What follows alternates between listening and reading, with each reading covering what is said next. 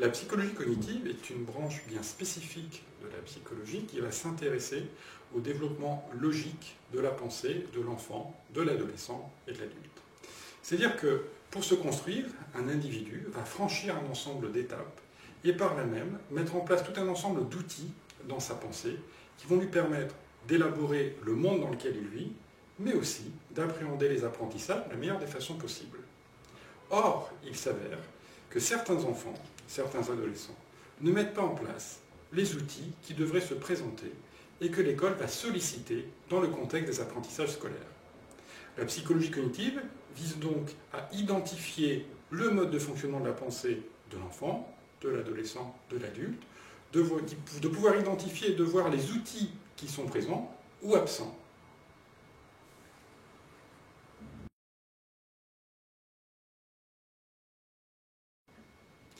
Bien souvent, les enfants ne parviennent pas dans l'institution scolaire, dans l'univers scolaire, au niveau des apprentissages, non pas qu'on peut leur dire parce qu'ils ne veulent pas, mais trop souvent parce qu'ils ne peuvent pas. Effectivement, lorsque la pensée ne va pas suivre le chemin traditionnel tel qu'on pourrait l'attendre au niveau de son développement, elle va partir sur d'autres chemins. Et des enfants vont pouvoir présenter des troubles de l'organisation cognitive. Un exemple pragmatique. Il existe un trouble de la pensée qui s'appelle la figurativité, qui enferme la pensée de l'enfant dans l'ici et le maintenant, passant uniquement par sa perception. C'est-à-dire que l'enfant a des difficultés à mentaliser, à organiser. Un exemple, on présente à l'enfant deux boules de pâte à modeler identiques, il identifie qu'elles sont identiques, qu'elles ont la même quantité de pâte de part et d'autre. Avec une des boules, on fait une galette, un serpent, des petits bouts. Question posée à l'enfant, est-ce qu'il y a la même quantité de pâte dans la boule et la galette, la boule et le serpent, la boule et les morceaux?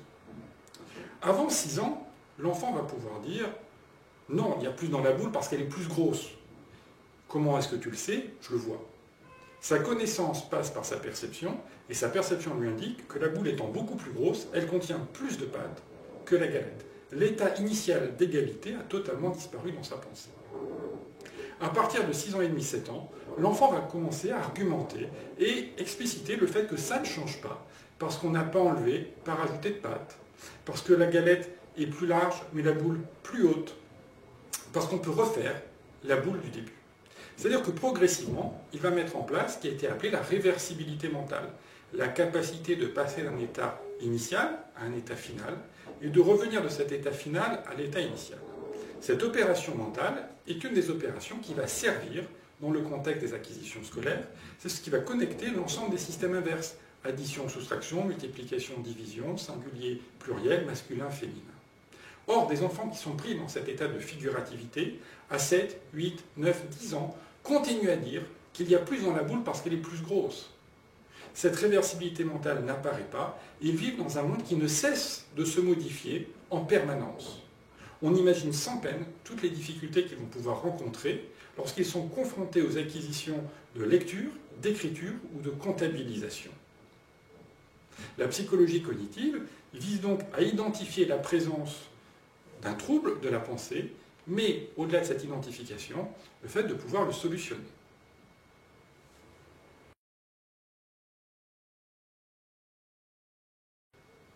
Lorsqu'un trouble de l'organisation cognitive va se présenter, ce n'est pas un blocage de la pensée. La pensée va continuer à se développer, mais sur des chemins totalement imprévus, et en l'occurrence, l'enfant va mettre en place des systèmes de compensation.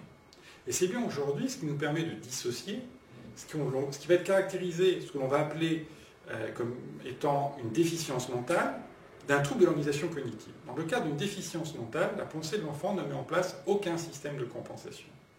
Dans le cadre d'un trouble cognitif, la pensée va compenser les difficultés présentes. Il va y avoir 3 systèmes de compensation qui vont apparaître dans un ordre génétiquement invariable, génétiquement dans le sens de genèse. Le premier système de compensation va être la mémoire. L'enfant va stocker un maximum d'informations pour restituer un maximum d'informations. Mais la mémoire, à un moment donné, ne suffit plus.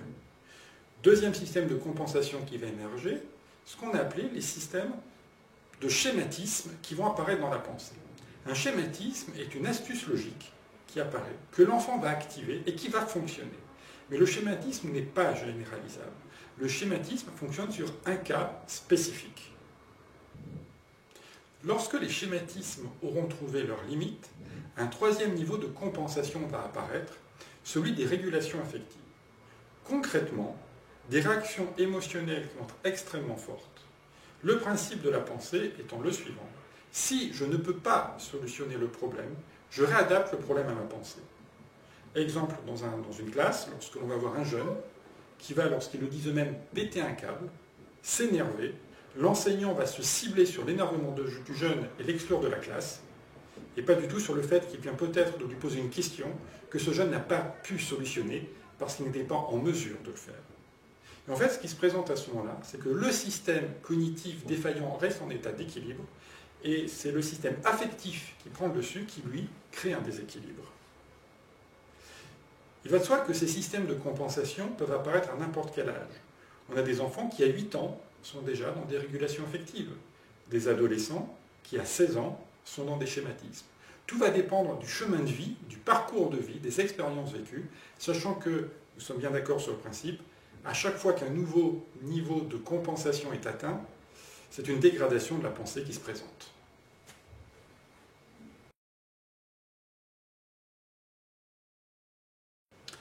Lorsqu'un trouble de l'organisation cognitive a été identifié, au-delà de cette identification, une prise en charge peut être proposée.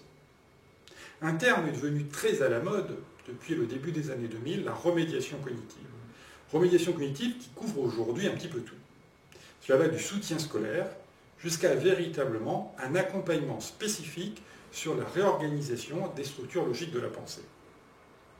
La remédiation cognitive va toucher des points bien précis. Lorsqu'un enfant va présenter un trouble de l'organisation cognitive et un système de compensation, il va falloir réamorcer son processus d'organisation naturelle, réamorcer des processus de généralisation, remettre en place dans sa pensée des systèmes de classification qui vont permettre une meilleure catégorisation des informations qui sont stockées. Travailler avec lui, en fonction de son âge, sur la réélaboration et la construction de stratégies. Il va de soi que ce travail est un travail qui part sur du matériel extrêmement concret. Et la particularité d'un bilan cognitif est de pouvoir définir très précisément derrière chacune des séances qui vont être proposées à l'enfant pour l'aider à avancer sur son chemin. L'idée n'est pas de lui apprendre à apprendre, car le processus d'apprentissage est un processus naturel, mais d'intervenir dans ce processus naturel pour l'amener à tendre vers un système beaucoup plus souple que va solliciter l'école. Prenons un exemple au niveau d'un adolescent. De nombreux adolescents continuent à fonctionner au collège sur des processus liés à la mémoire. Or, progressivement, le système pédagogique les sollicite sur des systèmes explicatifs. Que vont-ils faire? Ils vont procéder par association d'idées, stocker un maximum d'informations et chercher à restituer un maximum d'informations sans être en mesure de trier celles qui seront nécessaires ou adéquates pour répondre très précisément à la question posée.